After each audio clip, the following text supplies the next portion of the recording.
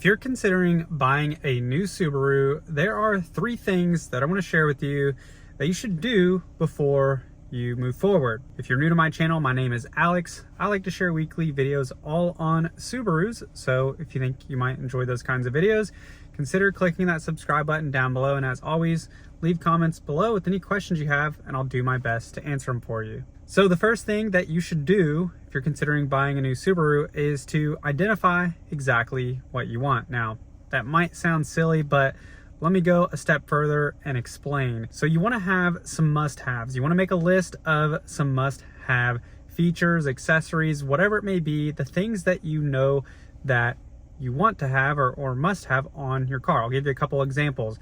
Maybe you need to have heated seats. Maybe your previous car had it, or you live in a cold area and you want to have those heated seats. It's really hard to go without them if you've already had them once before. Maybe you want the power driver seat. Maybe you want a power passenger seat or a power rear lift gate.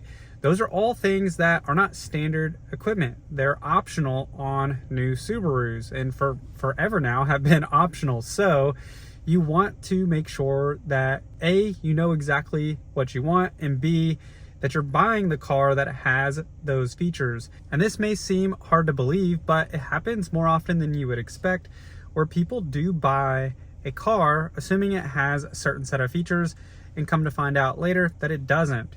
You don't want it to get cold out and then find out that your car doesn't have heated seats, or you don't want to hop in your spouse's car and find out that it doesn't have memory seats, or that it doesn't have blind spot detection, or whatever safety or convenience feature that you've become accustomed to, that you know that you want to have. So first, identify what you want and make sure that you express this with the person you're working to buy that car, so they can confirm for you that the car you are looking at does indeed have those features. And if they don't, they should be able to point you in the right direction. And if you have questions about the specific trim level that you're looking at for a new Subaru and you want to confirm that it has a certain set of features, comment below and I can confirm that for you. I can tell you whether or not that specific car will have the things you are looking for, and if not, help point you in the right direction. The second thing you should do if you're considering buying a new Subaru is go for a test drive in one. Now, this seems obvious.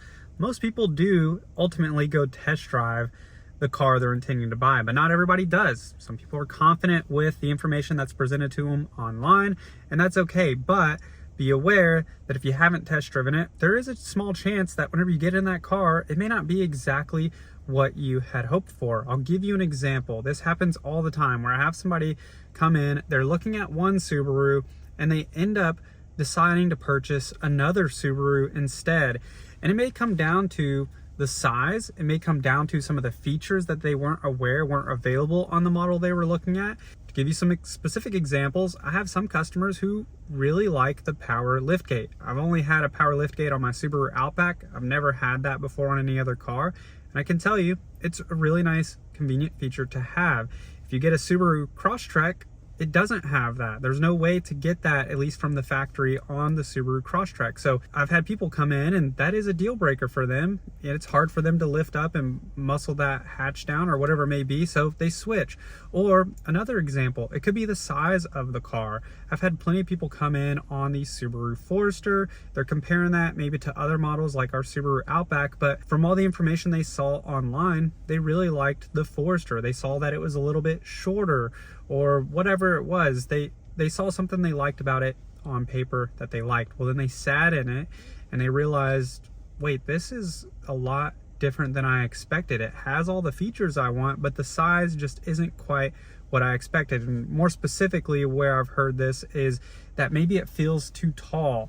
The windows are larger in the Forester, which does give you greater visibility when you're looking out of the car and decreases your blind spot, but the roof is taller, and if you're not a very tall person, you might feel like the Forester is too big or too much of a fishbowl.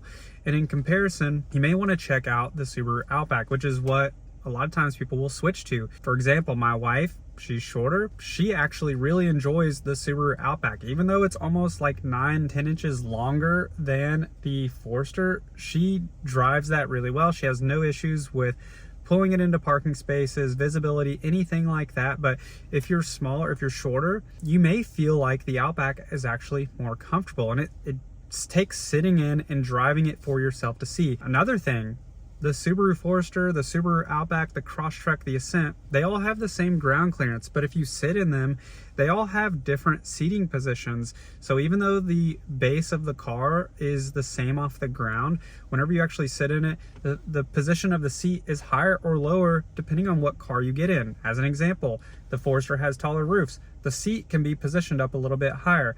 The Outback has a shorter roof, and therefore the seat has to be positioned just slightly lower. So if you have trouble getting in and out of the car and you want that seat in a specific location to make it easier for entry and exit, that's also going to dictate which car you like. The third thing that you should do if you're considering buying a new Subaru is identify how you plan to pay for it. Now, this may seem obvious, but I'm going to share with you some key things to be aware of. I get asked often, should I finance? Should I lease? Should I write a check for it and pay cash and don't have a loan? What about a trade? Should I trade my car in? Is there any benefit to that?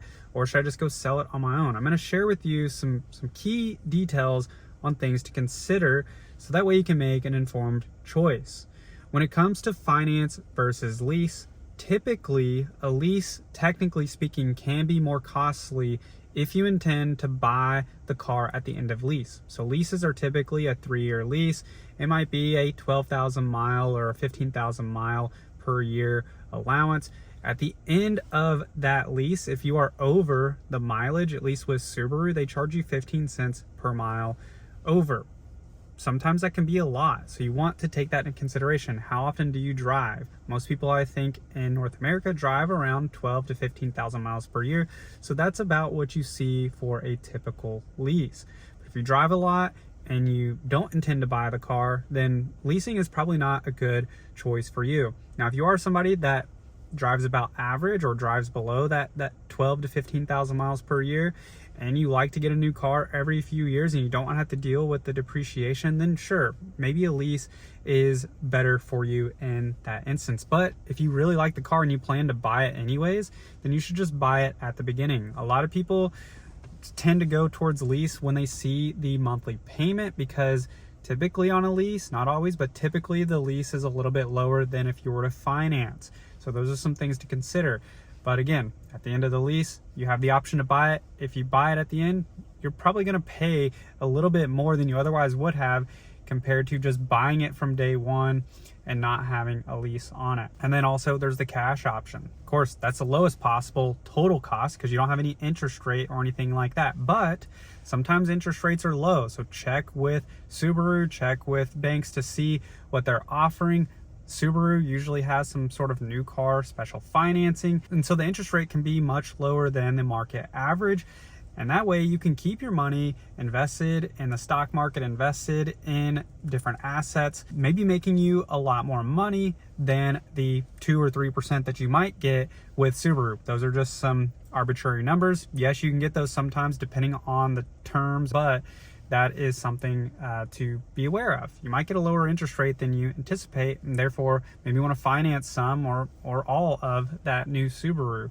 And lastly, if you have a trade-in, be aware that sometimes you can get a tax credit. So if you own the vehicle in the specific state that you're trying to trade that vehicle in, for example, our dealership's located in Kentucky, we have a 6% sales tax.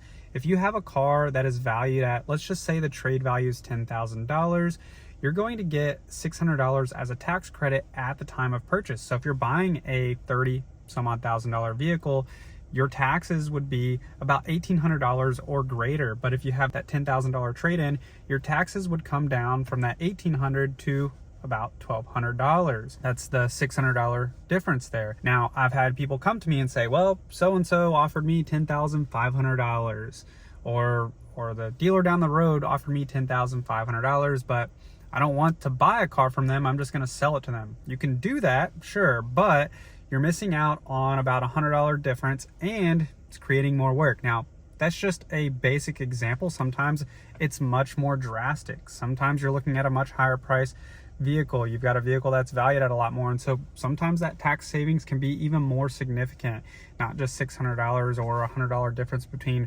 what a dealer offers you down the road. So be aware of that if you have a trade-in, and do some research online. Maybe see what the cars are selling for, plug it in on CarMax or wherever, try to get an idea of what the car is valued at so you know what to compare it to. Hopefully that all makes sense. If you need me to elaborate on that more, I will.